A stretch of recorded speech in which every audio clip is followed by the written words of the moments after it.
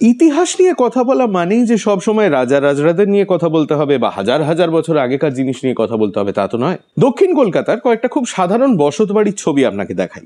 যেমন ধরুন এই বাড়িটা, বা এই বাড়িটা, বা এই বাড়িটা, বা এই বাড়িটা।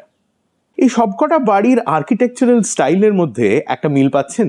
যদি পান তার কারণ হচ্ছে এই সবকটা বাড়ি একটাই পার্টিকুলার স্টাইলে তৈরি, যেটা নাম হচ্ছে আর্ট ডেকো। এই আর্ট ডেকো স্টাইলটা জনপ্রিয় হতে শুরু করে আফটার 1925, যখন হয়েছিল the international exhibition of modern decorative and industrial arts প্যারিসে। সেখান থেকে এই আর্ট ডেকো স্টাইল সারা পৃথিবীতে ছড়িয়ে যায়। কিন্তু যে যুগে ইন্টারনেট নেই সে যুগে আর্কিটেকচারাল স্টাইল ছড়াতে একটু বেশি সময় লাগতো, কারণ সেগুলো ছড়াতো ম্যাগাজিনস এর মাধ্যমে।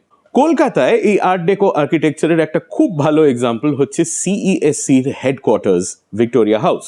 তবে বাঙালির কাছে সব থেকে জনপ্রিয় বোধহয় ছিল 1935 সালে মেট্রো গোল্ডউইন মেয়র এর তৈরি করা মেট্রো সিনেমা।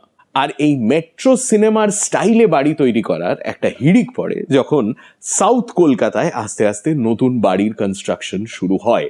সেই কারণেই আর্ট ডেকো বিল্ডিংস এর কলকাতায় সব থেকে বড় কনসেন্ট্রেশন আপনি কিন্তু দেখতে পাবেন দক্ষিণ কলকাতায়। আনফর্চুনেটলি শহরের এখন যা অবস্থা, এর মধ্যে অনেকগুলো বাড়ি ভাঙা হয়ে গেছে, অনেকগুলো বাড়ি ভাঙা হচ্ছে।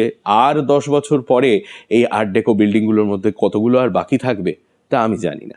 লেখক অমিত চৌধুরী খুব চেষ্টা করছেন যদি এই বাড়িগুলোকে প্রিজার্ভ করা যায়, দেখা যাক কি হয়। আর কলকাতার এই আর্ট ডেকো বিল্ডিংস গুলোর ব্যাপারে আপনার যদি আরো জানার ইচ্ছে থাকে, বেশ কয়েক বছর আগে এই বাড়িগুলো নিয়ে আমি একটা আর্টিকেল লিখেছিলাম, তার লিঙ্কটা আমি ডেসক্রিপশনে দিয়ে দিচ্ছি, চেক ইট আউট। আর কলকাতার ইতিহাস সম্বন্ধে যদি আরো জানতে চান তাহলে ইনস্টাগ্রামে ফলো করুন আর ইউটিউবে সাবস্ক্রাইব করুন টু হাফ প্যান্ট হিস্ট্রি।